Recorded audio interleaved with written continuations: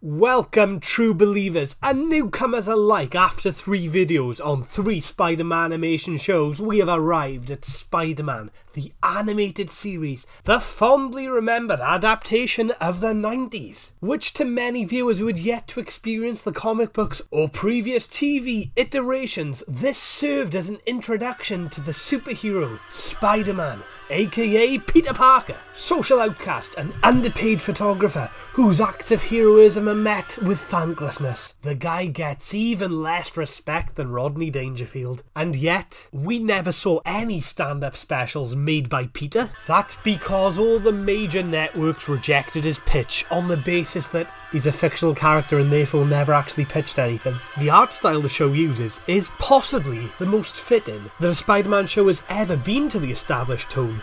Detailed and clearly rooted in the comic book aesthetic, even if the animation was occasionally stiff and limited. Peter's grief and turmoil is perfectly balanced with his playfulness in ways that have been maintained by adaptations to varying degrees ever since. Even the more outlandish portrayals have Spidey established some form of guilt, and all have avoided the completely dark, joyless tone that some Spider-Man comics did employ. Another trait that has survived for future adaptations of Spidey in cartoon is the diversity of the villains, ignoring the fact that like 90% are green and 80% are animal themed. The majority are given clear depth and malleability the previous Spider-Man shows never addressed to this extent. It also honoured his comic book source material by showcasing villains like Morbius or Hydro Man who, had they not been introduced in this series, may have faded into total obscurity.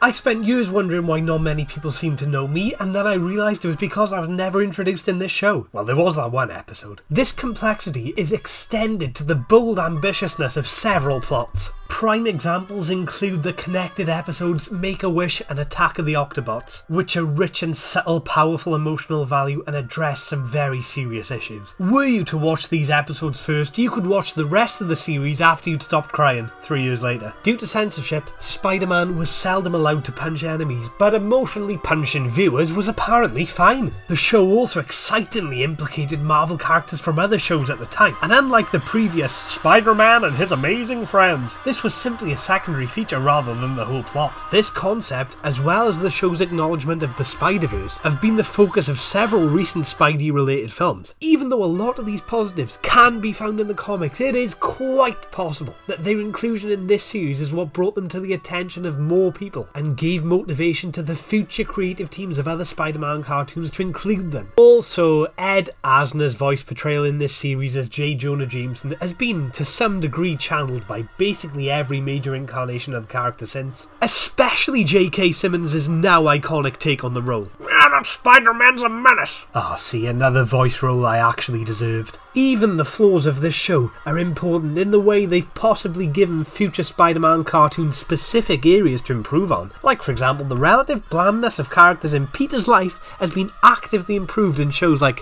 the 2003 series or the Spectacular Spider-Man, which also totally averted any of the stiff animation this show used. Fleeting moments of poor voice acting or misjudged dialogue that this show is often criticised for is basically absent in every version since. And in many ways, these imperfections make this show an even better introduction to the character. Its generally high quality makes it entertaining viewing, and its few shortcomings give further incentive to watch the other adaptations where they're less notable. With its elaborate stories, rich characterization, mature themes, and textured world building, it's fully understandable why many viewers interpret this telling of the Spider-Man story as a definitive one.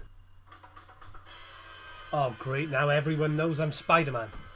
Okay, so that will be my last video on the web slinger for a while now, and my next video is going to be something completely different from a video on a 90s animated comic book spider-themed character. It's going to be a video on a 90s animated bat-themed comic book character. That's right, Batman the Animated Series. I'm going to be talking about 5 really underrated episodes of that show. And if you don't watch it, I'm going to assume that you'll be too busy crying for the next 3 years after watching those emotionally troubling Spider-Man episodes that I mentioned earlier. But in the meantime, thanks for watching. Does anyone remember Mysterio sounding British in this show? Because in my memory he was, but then I rewatched it and he's not. He's more like a cheap Darth Vader. He's like, I am Mysterio. But I thought he was like, I am Mysterio. No, that's Stewie Griffin.